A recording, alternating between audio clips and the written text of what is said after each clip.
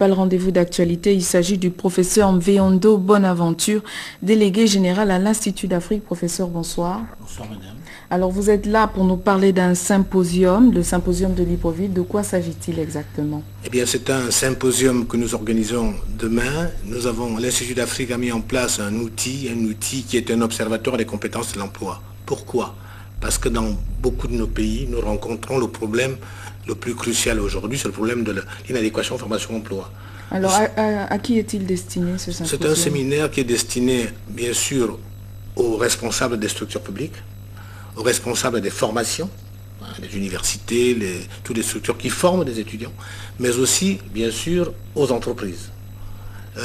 Vous savez, dans la formation on dit qu'il faut faire la professionnalisation, mais la professionnalisation ne se décide pas tout seul. Elle se décide en fonction des besoins du marché. Et généralement, les secteurs de formation et les secteurs de l'emploi ne se rencontrent pas. Alors, ce symposium, est-ce qu'il répond à une typification des besoins réels de ressources humaines au Gabon? Tout à fait. Vous savez, quand on regarde ce secteur, chacun travaille en aveugle.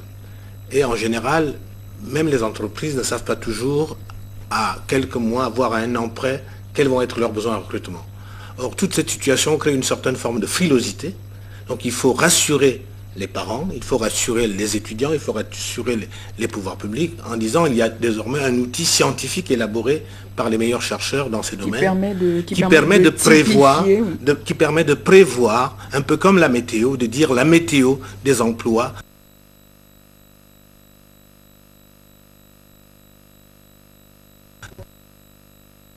Était une réussite, ça n'a pas toujours réussi d'après vous? Parce que dans nos pays, la capacité d'anticipation n'est pas forcément une démarche naturelle. Et d'ailleurs, dans la plupart des pays du monde, vous savez, on fait toujours des rapports sur ce qui s'est fait, mais on ne sait pas toujours dire où on va. Et la prospective, comme science, est devenue aujourd'hui de plus en plus élaborée. Et pour le faire, il faut se servir de l'ensemble des bases de données. Des bases de données nationales, des bases de données internationales, et de mettre en place des formules mathématiques qui permettent le traitement de tout ça et qui permettent ainsi de dire concrètement, véritablement, où on va. Alors, professeur, le symposium de quand à quand, où et qui peut y participer? Alors, ce symposium se déroule demain matin à l'immeuble Arambo. Il se déroule de 8h30 à 13h. Nous invitons particulièrement, bien sûr, les responsables des entreprises. C'est gratuit? C'est gratuit. Tout à fait, c'est gratuit. La précision est importante. Tout à fait. Il faut que ce soit gratuit parce qu'il s'agit d'aider, en tout cas chacun, à être responsable, au fond, de son avenir. Je vous remercie, professeur. Peut-être un mot de fin. Mais pour dire au fond, vous savez, les crises qu'on voit dans nos pays, dans le monde, sont souvent dues, mais on n'en tient pas du compte sur le fond du fait qu'un système de formation, mais quand il déverse dans la société beaucoup d'éléments qui sont au chômage, eh bien, au bout d'un temps, ça devient une bombe sociale. Or, il faut pouvoir anticiper pour que ce ne soit pas une charge pour nos familles. Nous avons tous dans nos familles des enfants qui ont été formés et qui sont au chômage. Et c'est une situation qui est anormale. Et c'est une situation que nous voulons combattre. Ah ben, je vous souhaite bonne chance pour demain. Et puis, nous espérons que ce symposium touchera ceux qui décident dans nos administrations. Je vous remercie. Merci beaucoup, madame. Nous continuons donc cette édition d'information pour parler cette fois de religion. Il s'agit de la bénédiction des cloches à la mission catholique Saint-Pédis. La bénédiction a été faite ce matin par Monseigneur Tissier de Maléry, évêque auxiliaire de Suisse. Reportage. Elles sont 3 cloches, Sainte-Thérèse, Saint-Nicolas et Saint-Marcel. Pour leur consécration, il aura fallu d'abord une messe dite par Monseigneur Tissier de Maléry. Ce culte divin a ouvert la voie à la cérémonie proprement dite où les 3 cloches ont été consacrées.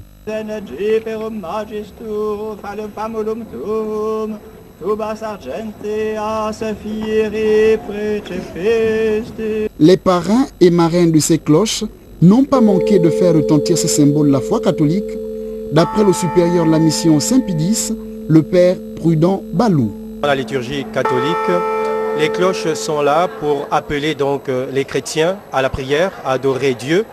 Et comme vous avez suivi la cérémonie, Les cloches aussi ont ce pouvoir, si on peut dire spirituel, c'est lors de la bénédiction, de chasser tout ce qu'il y a de néfaste, de diabolique autour d'une église.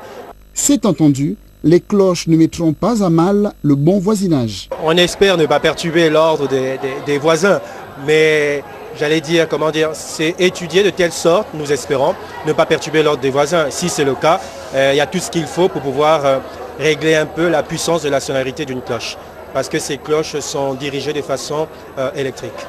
Après la bénédiction, lentement mais sûrement, les cloches ont pris place à leur nouvelle demeure, à la grande joie des paroissiens.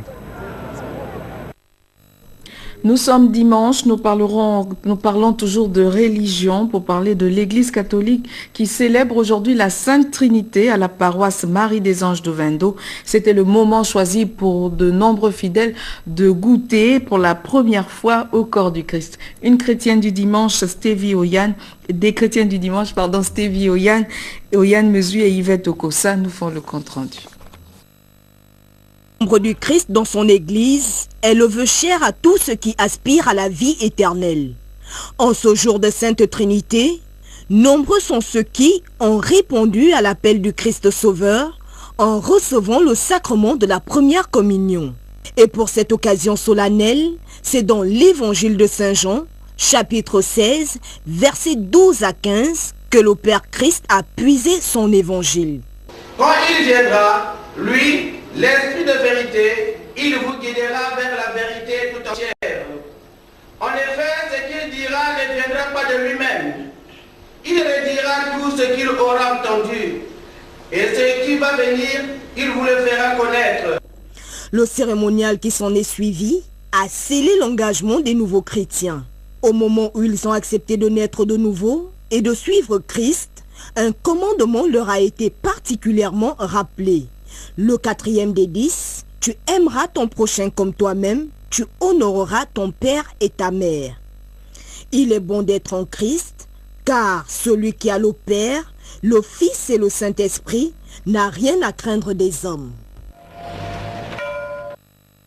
Mesdames, Messieurs, c'est la fin de cette édition d'information. Merci de l'avoir suivi. Bonne fête des mères à toutes les femmes du Gabon. Avant de nous quitter, je vous le disais en début de journal, le magazine d'Edgar Njimbi Doukaga, le magazine de Gabon Télévision, exclusivement consacré à la pratique de la langue anglaise, devenue une exigence au Gabon. Tout de suite après le générique, vous suivrez aussi dans l'intégralité la signature des contrats d'objectifs de performance entre le ministre de l'économie numérique et de la communication et les entités placées sous tutelle. Merci de nous avoir suivis. Je vous souhaite déjà un bon début de semaine à tous.